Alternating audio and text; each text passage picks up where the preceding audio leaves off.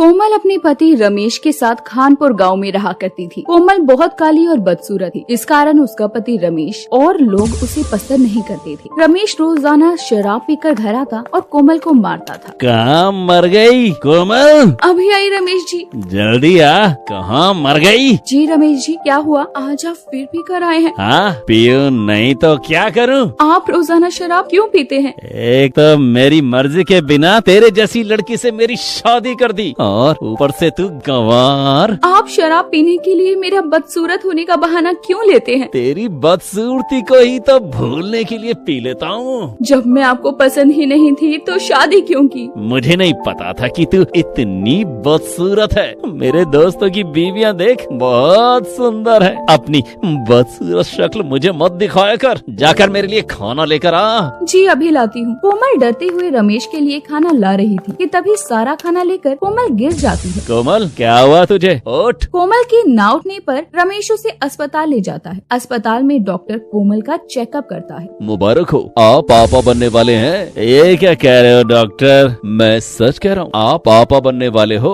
रमेश हैरान रह जाता है और सोचने लगता है, कोमल इतनी बदसूरत है तो जो बच्चा इसके पेट में है वो भी बदसूरत ही होगा। रमेश सोच ही रहा था कि तभी डॉक्टर उससे कहते हैं, क्या सोच रहे हो रमेश जी? कुछ नहीं डॉक्टर साहब, आपको मैंने इतनी बड़ी खुशखबरी दी, आप खुश नहीं लग रहे हो? नहीं, ऐसी कोई बात नहीं है, मैं बहुत खुश हूँ। रमेश जी, मुझे आपको कुछ और भी बताना है।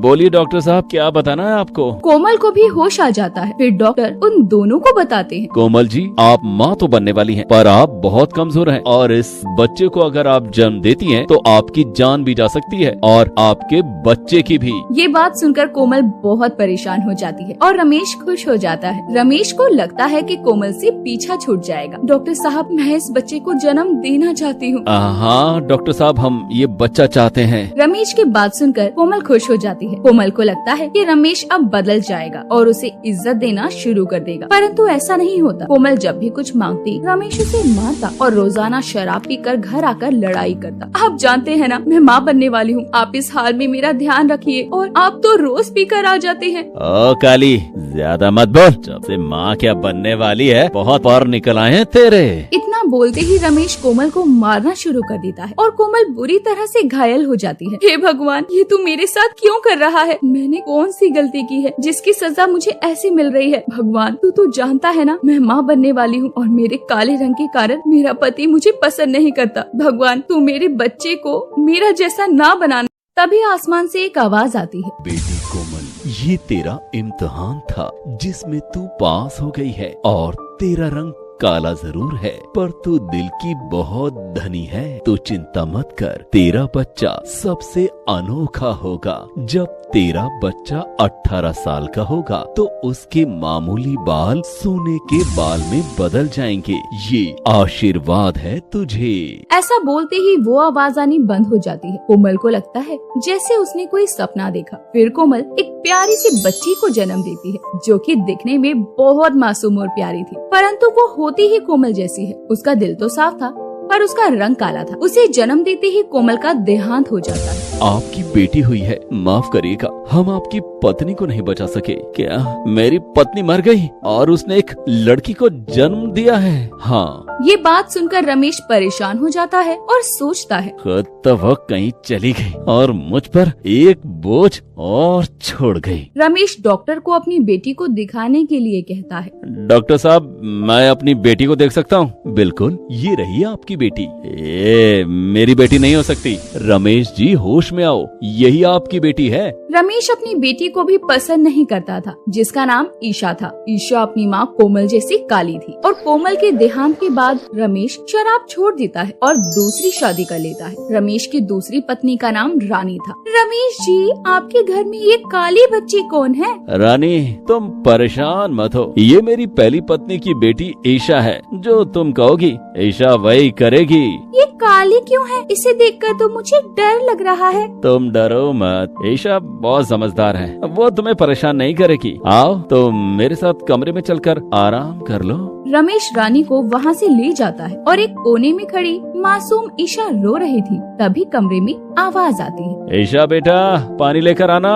जी बाबूजी, अभी लाई। धीरे धीरे ईशा बड़ी होने लगती है। अब वो 18 की होने वाली थी। रानी उससे घर का सारा काम करवाने लगी थी। रानी ईशा को कभी भी आराम से बैठने नहीं देती थी। उठ जा महारानी, मेरे लिए चाय बना ला। अभी लाती हूँ माँ। माँ, ये रही आपकी चाय, यहाँ टेबल पर रख दे और जाकर पोछा लगा। ठीक है माँ जी। ईशा टेबल पर चाय रखकर जा ही रही थी कि उसका हाथ चाय के कप पर लग जाता है और सारी चाय रानी के ऊपर गिर जाती है। ईशा, ये क्या किया तूने? तुझे पता है ये कालीन कितनी महंगी है?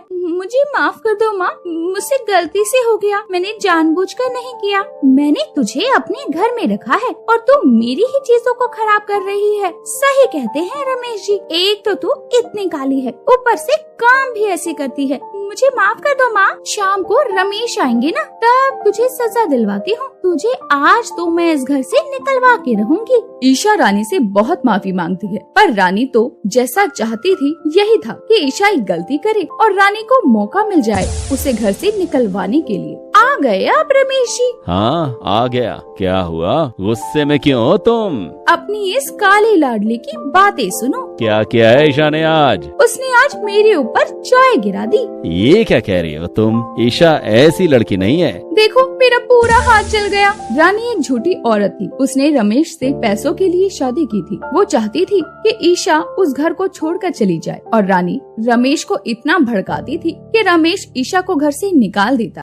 रमेश जी, आज ही इस काली सी लड़की को घर से निकाल दीजिए, वरना मैं जा रही हूँ अपने घर। ये क्या कह रही हो रानी? तुम उस काली की वजह से मुझे छोड़कर जाओगी? हाँ, मैं चली जाऊंगी। बस काली लड़की के चक्कर में मेरी सारी सहेलियां मेरा मजाक उड़ाती हैं। आप उसे घर से निकालते हैं या मैं जाऊं? रमेश गुस्से में आ जाता है और ईशा को घर से निकाल देता है। ईशा बहुत रोती है और घर से निकल जाती है। चलते चलते गांव के बाहर पहुंचती है। रात भी काफी हो चुकी थी। उसे एक झोपड़ी दिखती है जिसमें वो आराम करने की सोचती है। यहाँ तो कोई घर नहीं है, ये झोपड़ी है। इस झोपड़ी में ही आज रात को रुक जाती हूँ। उस झोपड़ी में जाकर ईशा बैठी थी। थकी होने के कारण ईशा वहाँ सो जाती है और उसे एक सपना आता है जिसमें उसकी माँ कोमल उसे दिखाई देती है। कैसी हो बेटी ईशा? माँ, आप हो? आप मुझे छोड़कर क्यों चली गई माँ? बेटा, इस दुनिया में मेरा इतना ही समय था। आपको पता है माँ, आज मेरे साथ बाबूजी ने क्या किया? मुझे सब पता है बेटा, अब मेरी बात ध्यान से सुनो। कोमल ईशा को सपने में एक आशीर्वाद के बारे में सब बता देती है और एक जादू होता है जिससे ईशा के बाल सोने के हो जाते हैं। ईशा को लगता है जैसे कि वो कोई सपना देख रही हो। ये कैसा सपना था जो एकदम सच लग रहा था? ईशा को अपने जादू की सोने के बालों के बारे में कुछ पता नहीं था और वो झोपड़ी से निकलकर दूसरे गांव की तरफ चलने लगती है। तभी उसे एक नदी दिखती है। वो अपना मुंह धोने के लिए उस नदी के पास जाती है तो उसे नदी में अपना प्रतिबिंब दिखता है, जिसे देखकर वो चौंक जाती है। उसके बाल सोने के हो चुके थे और उन सोने के बालों के साथ वो सुंदर हो जाती है। ये क्या, मैं इतनी सुंदर और मेरे बाल तो सोने के?